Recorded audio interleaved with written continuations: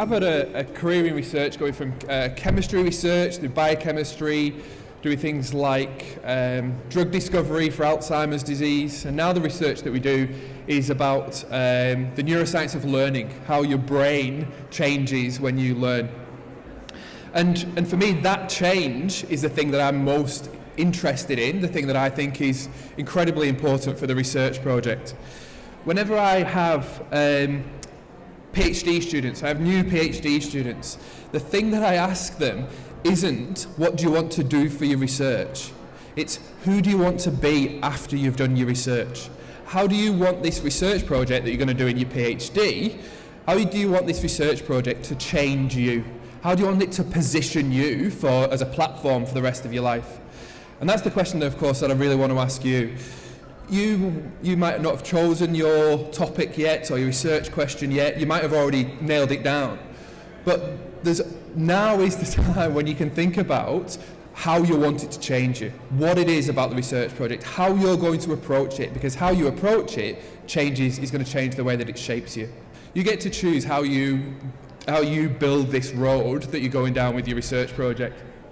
The reason why I think it's important to let your research project shape you and to approach your research project in a way that's going to change the way that you think is because the demand of that of the world.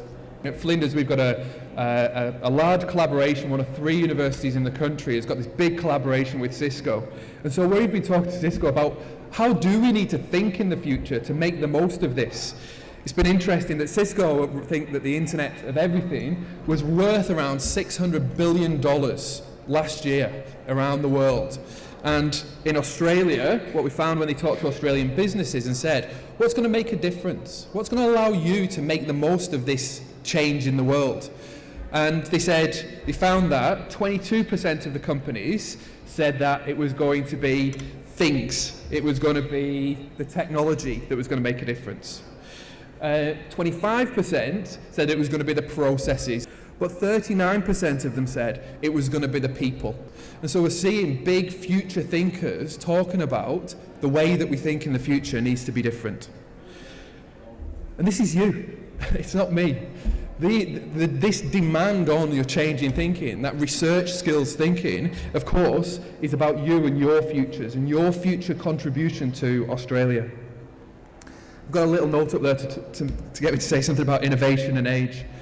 There's lots of research about innovation, about new thinking, and who does it. And there's a great research paper that looks at people who've won Nobel Prizes for their research. And the people that won the Nobel Prizes for doing research were, they added a little bit of new knowledge on top of existing knowledge and added a bit more and added a bit more, and over a lifetime made a massive contribution. Those people were likely to have done the work that led to the Nobel Prize in their 50s and 60s. But the people who won Nobel Prizes for great insights, for innovations, for people like Watson and Crick who discovered the structure of DNA, those people who won Nobel Prizes were most likely to have done the work that led to that Nobel Prize in their 20s.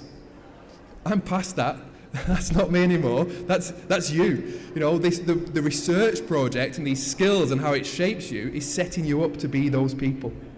It might not be Nobel Prizes, but it might be about your work and your life and the innovation within that.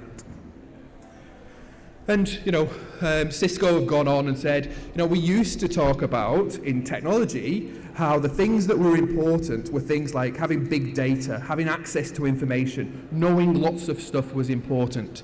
And so it used to be most important, to be a rememberer, to have all this information available to you.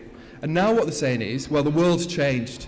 And now it's not enough just to have that knowledge and that information. What you've got to be able to do is to make big judgments.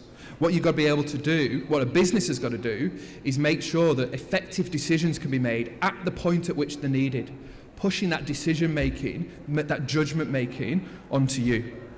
And so this shift in thinking is being demanded all over the world and requires us to be what I've called resilient questioners. Not just knowers, but people who can ask questions and they can take a knockback and then ask another question. I still don't understand that. Come on, find another way and diving in again. And so the research project has got that ability to help you to develop as resilient questioners. But it depends on whether you sit back and just do the research projects because you've got to, or throw yourself into it and make the research project work for you, make the research project shape who you are. My thinking has been really shifted by information like this. This is some information about graduates from the Massachusetts Institute of Technology and Engineering. And this is some research, and they said, okay, so were you engineers out there who went to MIT, where did you get your skills? So the first bank on the left-hand side, what you can see there, that's things like, the physics of engineering, some things about thermodynamics, some things about structures, the stuff of engineering. And what we see for the colours is that the purple is people saying, I learned that at university as an undergraduate. The red above that is people saying, I learned that at graduate school. Above that is people saying, I learned that on the job. And then above that, the pale blue, that says, I learned it elsewhere. And then the dark blue is people saying, I didn't learn that. So you can see that those skills, those knowledge and know-how skills, people are saying, I learned those at university, I learned those at school. And then in the middle, so that's the kind of knowledge and know-how. Then in the middle, these sorts of skills are the skills of problem solving, the skills of making a judgment, weighing up different amounts of evidence, making choices, being able to communicate and teamwork, being able to put my argument together in a meaningful way. And so for me, those skills in the middle are the research project skills. And what we see is that you don't, in MIT, you don't learn those things at university, you learn those things on the job. And then on the right-hand side, we've got the professional skills. And so those are the skills like, understanding the business context in which we're working and those sorts of things. So we've got these three sets of skills, if you like, the knowledge and know-how, the research project skills, and the professional skills. We can see very much that universities have in the past really focused on that knowledge and know-how set of skills. So this graph is interesting, but it's not as interesting to me as the next one. And the next one is about, they asked those engineers, how often do you use those skills? In your job, in your life, how often do you use those skills? And of course what they said was that the knowledge and know-how skills were crucially important, really important. You can't do without them.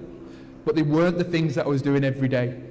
The skills that I was using every day, the things that I really needed to use to be successful in my career every single day, were the research project skills in the middle. The professional skills were important as well, but these research project skills, the kinds of skills that you could develop through your research project, were the most important ones. And so for me, what that's telling me is that this is your global advantage. The research project in South Australia is similar to research projects that they've got in some places in the world, places like Singapore. But they're not everywhere. They're not everywhere in the world. And this is your global advantage, your ability to develop these skills. And it's also South Australia's global advantage because we've got you. And so I wanted to end just with this slide. And this is Albert Szent-Györgyi. He won a Nobel Prize for his work on vitamin C.